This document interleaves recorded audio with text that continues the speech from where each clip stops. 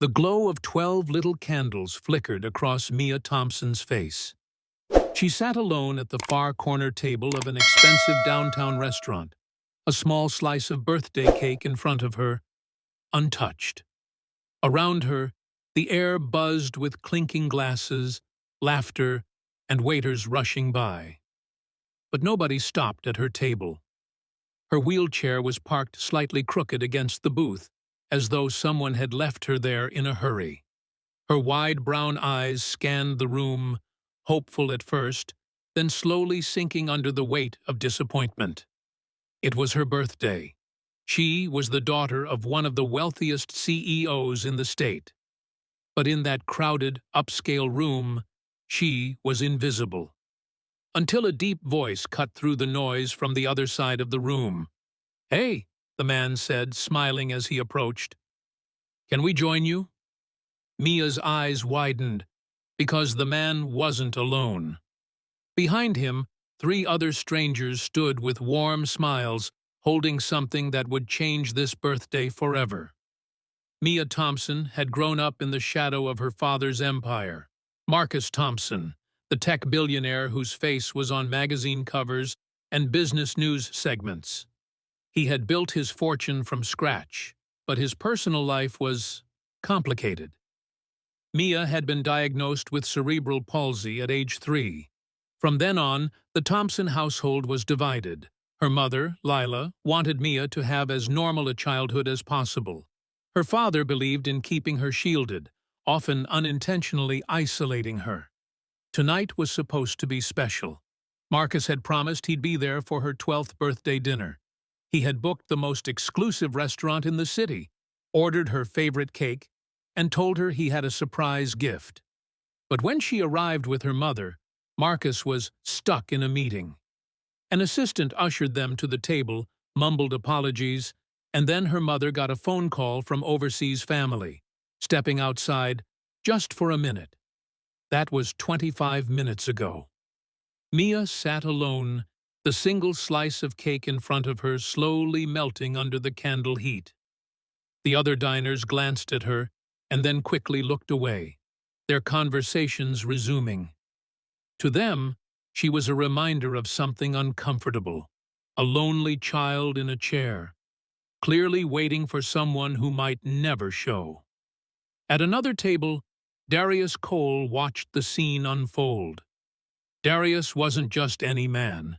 He was a former community youth leader turned nonprofit director, known for his warm but commanding presence. He'd been meeting with friends to celebrate their own small victory, securing funding for a neighborhood program. But his attention kept drifting to the girl at the corner table. The quiet isolation. The way she kept straightening her paper crown, trying to look happy, even though her eyes told another story. His friends noticed too. "She's alone," one of them whispered. And that's when Darius stood up. Darius approached slowly, making sure Mia could see him before he got too close. "Hey," he said gently. "Can we join you?" She blinked in surprise, unsure how to respond. I guess so," she whispered.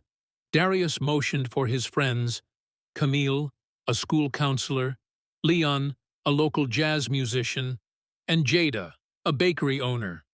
They slid into the booth around her.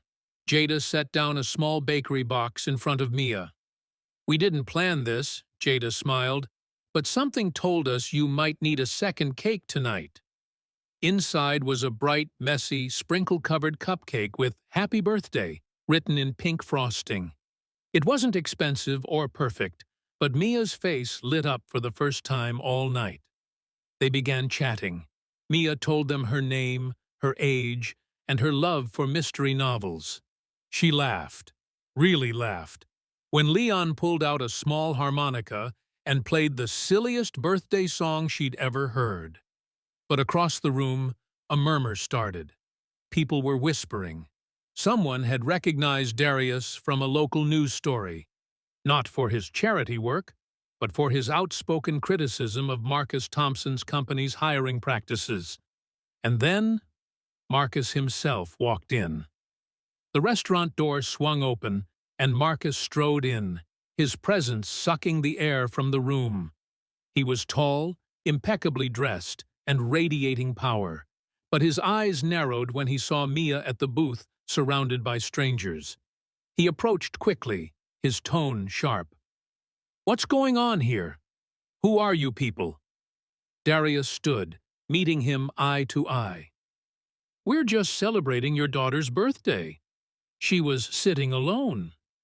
Marcus's gaze darted to the cupcake, the laughter still fading from Mia's face. "Alone? Her mother was—" He stopped short, realizing how this looked.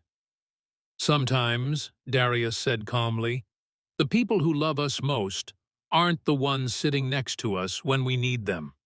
And sometimes, strangers are willing to step up." The tension was palpable. Diners had turned to watch. Phones were recording. Mia looked between her father and Darius, her small voice breaking the silence. "They didn't have to, but they did," she said softly. Marcus's expression faltered. He glanced at the cameras, then at his daughter, and something in his posture shifted. But before he could respond, Darius leaned in.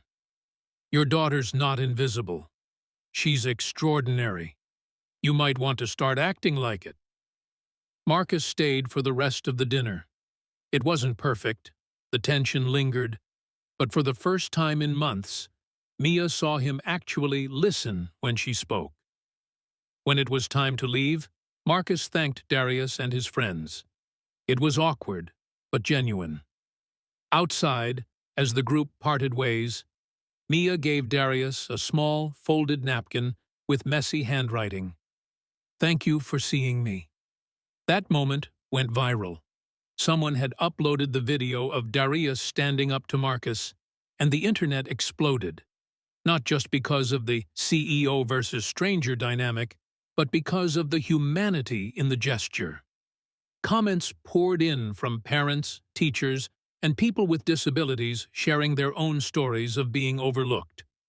The clip sparked conversations about inclusion, kindness, and the difference one act of empathy can make.